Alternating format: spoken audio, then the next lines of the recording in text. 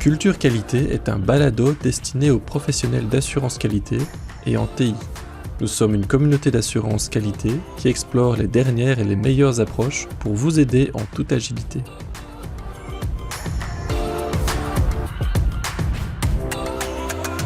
Bonjour Bala, Bonjour Steve, comment vas-tu? ça va très bien et toi? Et peux-tu, j'aimerais ça, Bala, moi je te connais, mais pour l'audience, pourrais-tu m'expliquer un peu ton métier, ta profession, ce que tu fais euh, pour Alice? Avec plaisir. Moi, je suis un coach QA présentement. J'ai une expérience de plus de 10 ans en qualité assurance.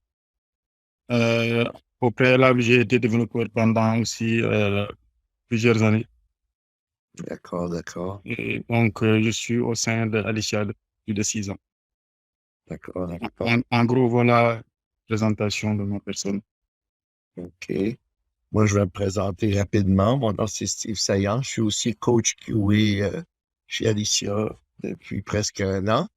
Ça fait presque 2 ans que je suis avec Alicia. Avant ça, j'étais avec Alicia comme QA automation. C'est moi qui m'occupais des tests automatisés et tout ça. Puis avant ça, j'ai travaillé quelques années en France comme coach en craftsmanship, qui est le BDD, le TDD et toutes les belles pratiques XP qui vont avec l'agilité, surtout en Scrum. Puis avant que j'ai joint le QA, il y a plus de 6 ans de ça, 5 ans, j'étais développeur, tout simplement. Puis ça nous apporte à notre sujet d'aujourd'hui, qui est un outil qu'on aime utiliser, en tout cas en faisant du BDD puis du TDD. Mais avant ça, j'aimerais que tu parles un peu de ce que tu penses de l'analyse statique, de SODAR, du LinkedIn et tout ça. J'aimerais avoir ton opinion là-dessus. Voilà.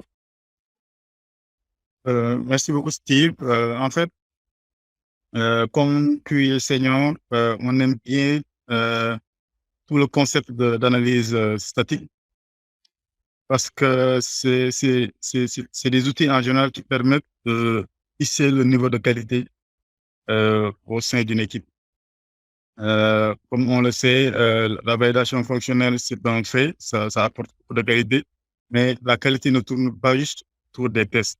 Il y a aussi toute la dimension vérification. Et c'est cette dimension-là que les outils comme Sonar, Cube ou autres vont conférer à une équipe en permettant donc à temps réel de scanner le code et de trouver toutes les références ou toutes tous les manquements en tout cas qui s'y trouvent. Hein. Déjà, il y a un scan qui se fait au niveau de la sécurité, pour voir s'il y a des failles de sécurité qui sont en vigueur. Un scan qui se fait au niveau de la fiabilité du code, comment le code a été structuré en tant que tel. Est-ce qu'il y a des morceaux qui se répètent? Est-ce qu'il y a des bouts de code qui sont plus sensibles que d'autres, ainsi de suite. Et ceci assure donc une certaine aussi maintenabilité du code parce que si le code est bien fait, il est plus facile à maintenir. Si le code est mal fait, il est donc plus difficile à maintenir. Donc, en tout cas, ça apporte beaucoup de choses d'un coup. Une équipe qui a mis en place ce genre de système-là et une équipe qui n'a pas mis en place ce genre de système-là ont des niveaux de maturité en termes de qualité qui sont différents.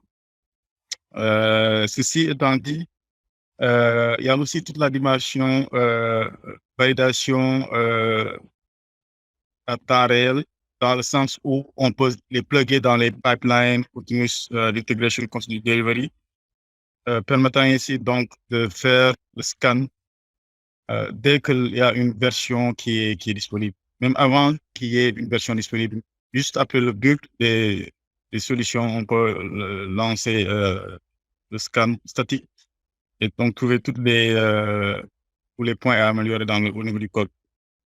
Ceci permet donc d'augmenter de manière très considérable la qualité des codes, des programmes qu'on écrit et à amener toute l'équipe à un niveau de confiance beaucoup plus solide que sans ces outils-là.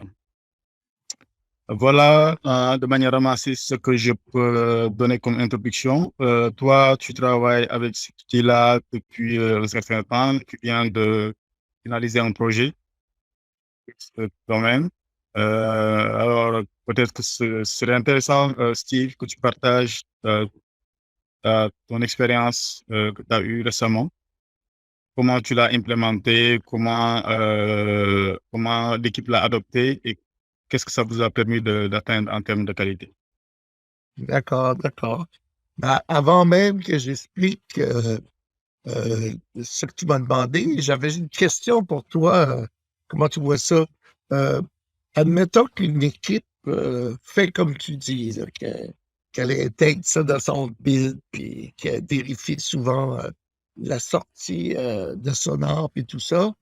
Serais-tu d'accord avec moi pour dire que ça élève leur niveau de confiance parce qu'admettons qu'il y aurait un département de sécurité qui vient vérifier le code, ben, si déjà on a suivi les conseils de Sonar que Sonar nous donne, serais-tu d'accord avec moi pour dire que l'équipe peut demeurer confiante parce que justement, ces outils-là sont fiables et nous permettent vraiment de trouver des loopholes ou des trucs comme ça?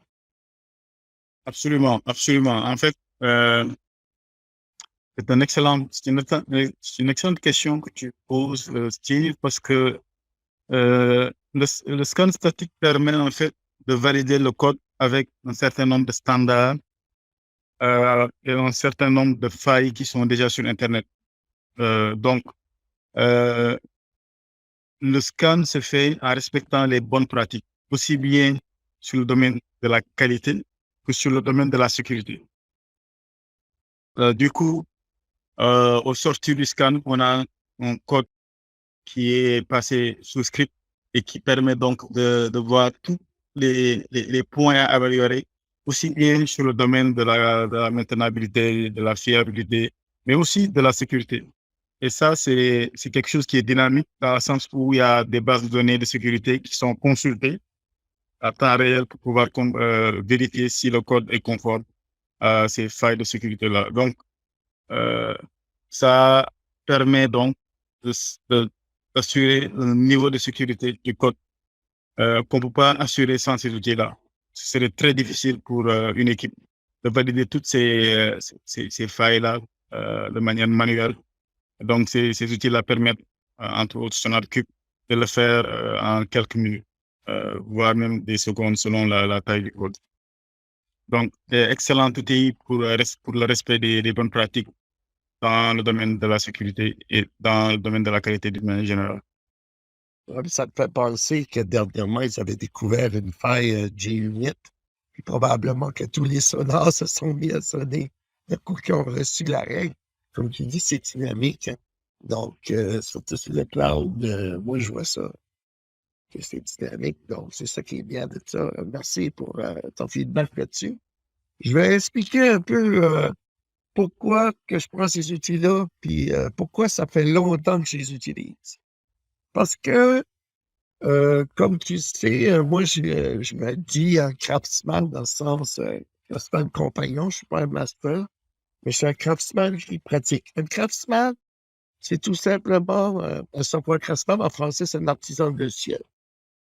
Tout ce que c'est finalement, c'est quelqu'un qui s'est engagé à suivre la voie de l'agilité, qui a signé le manifeste agile, puis qui a décidé d'appliquer les méthodes XP. Je ne sais pas si tu te rappelles, dans le bon vieux temps, on avait les méthodes XP, Extreme Programming. C'est de là que ça vient. Puis, ça implique de faire, d'avoir des bonnes pratiques, puis avoir aussi des disciplines. Puis, il y a deux disciplines que moi, j'utilise beaucoup, le TDD et le BDD. Puis, il y a aussi une autre discipline que j'aime bien utiliser, c'est le DDD, Domain Driven Design. Mais le DDD, c'est plus haut niveau. C'est au niveau du nommage, puis du langage ubiquitous, on pourrait dire, un langage commun. Mais je vais aller plus du côté pratico-pratique. Admettons que je veux faire une application qui est en BDD, OK? Puis il y a aussi du TDD dedans. Ben, juste le fait de faire ça, c'est bien, Mais il faut le faire toujours avec une attitude, d'après moi, avec une attitude d'arriver, de monter la barre au niveau de la qualité du code. C'est ça le but. Le but, c'est pas juste faire du TDD, du BDD pour le faire. C'est le faire pour avoir un code modulaire, facile à modifier, avec un code qui est, qu'on pourrait dire compliant en anglais, avec les spécifications des langages. Donc, c'est pour ça que ce que je fais, avant de commencer un projet, je me fais un sprint zéro.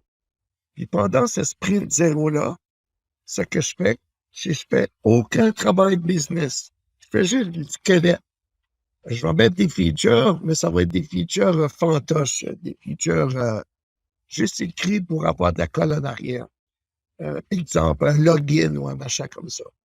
Ça fait que ce que je vais faire, c'est que je vais mettre, admettons d'un projet Java, je vais mettre des dépendances sur Jacoco, qui est Java Code Coverage. Je vais mettre des dépendances sur Sonar. Je vais aussi créer des rapports locaux pour que le développeur puisse... aussi, je vais conseiller aux développeurs, s'il y a IntelliJ ou Eclipse, d'installer un plugin Sonar, un linter qu'on appelle.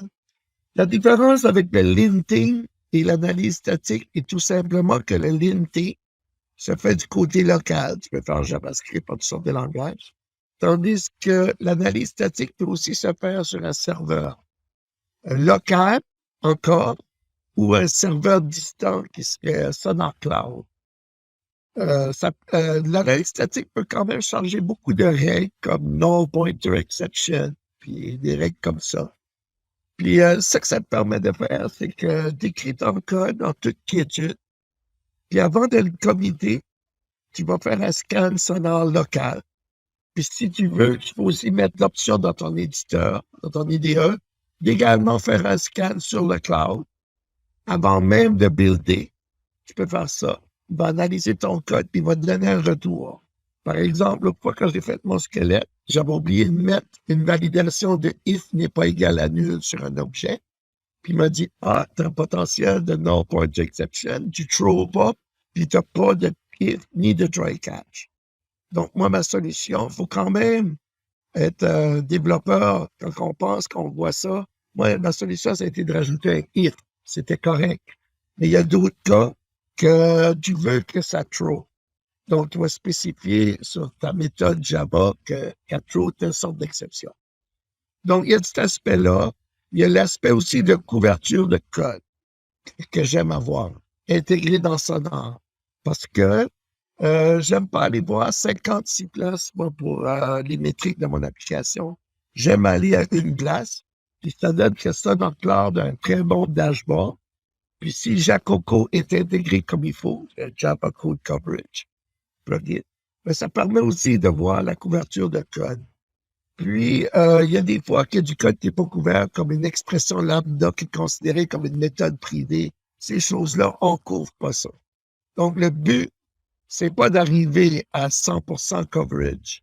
Le but, c'est d'arriver à une couverture fonctionnelle acceptable et à une couverture technique acceptable, tout en respectant la pyramide de tests, puis d'avoir une stratégie de test avant de commencer. Puis, c'est ça le feedback que je pourrais te donner, c'est que, parce que quand on développe en BDD et en TDD, on se fie beaucoup sur la boucle de retour, le feedback loop. Pendant un test unitaire, tu vas écrire un test unitaire, tu veux que le test unitaire te donne du feedback. Et souvent, il va te le donner par la console. Donc, quand on code, on fait des tests, on surveille beaucoup la console pour voir la sortie.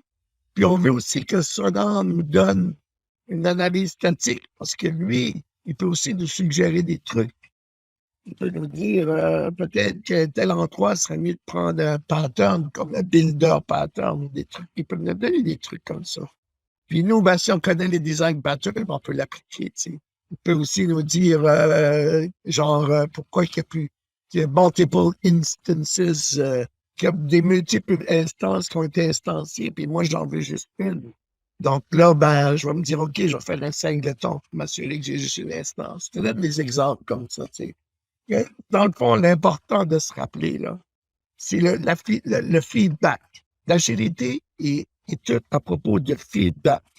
Donc, Sonar nous donne un feedback très utile qui est mieux d'appliquer pendant qu'on teste et on code, parce qu'en BDD et en TDD, on teste et on code en même temps. Donc, tout de suite, on refactorise. Parce qu'il y a 3 phases dans le TDD. Il y a rouge, le test passe pas. Il y a vert, le test passe. Ensuite, il y a une phase de refactorisation. Il faut que je précise, il y a beaucoup de gens qui se trompent. Refactoriser ne change pas le comportement du code. Donc, si tu as une fonction, une méthode, OK, qui a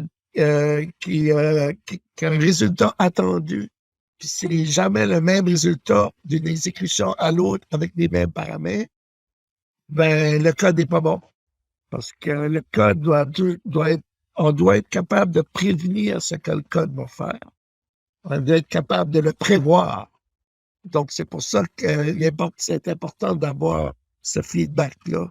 Puis les tests nous donnent le feedback. Les cérémonies agiles nous donnent le feedback. L'analyse statique nous donne le feedback. Donc, pourquoi pas inclure ces outils-là dès le départ dans le développement.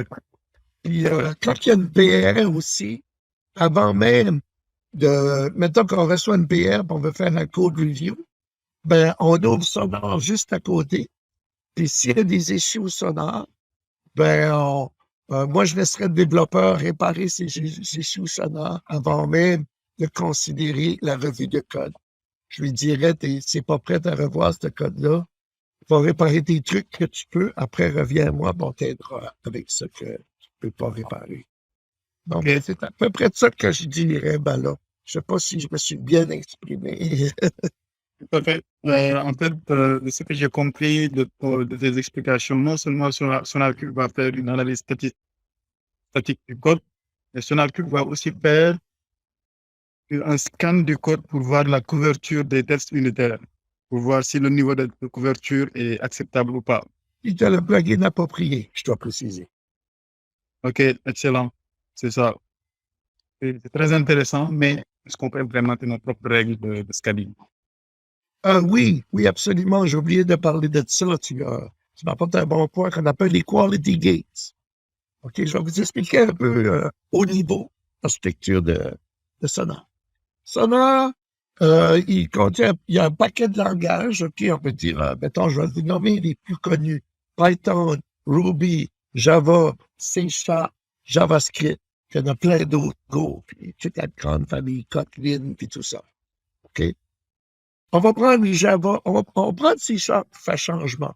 Admettons qu'on code dans C# de Microsoft.